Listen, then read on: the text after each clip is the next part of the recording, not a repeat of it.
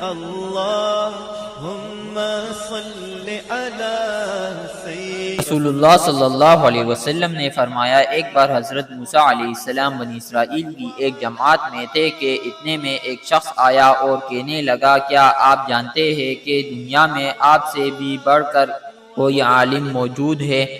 حضرت موسیٰ علیہ السلام نے فرمایا کہ نہیں۔ تب اللہ تعالیٰ نے حضرت موسیٰ علیہ السلام پر وحی نازل کی کہ ہاں، ہمارا بندہ حضرت خضر علیہ السلام علم میں تم سے بڑھ کر ہے۔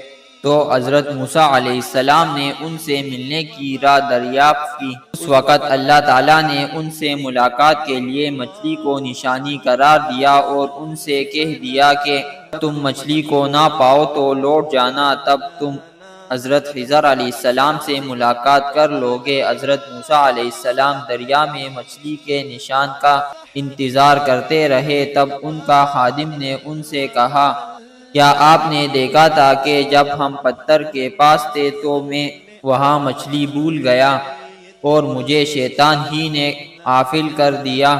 حضرت موسیٰ علیہ السلام نے کہا کہ ہم اسی مقام کے متلاشی تھے۔ تب وہ اپنے قدموں کے نشانوں پر باتیں کرتے ہوئے واپس لوٹے۔ وہاں حضرت خضر علیہ السلام کو انہوں نے پایا۔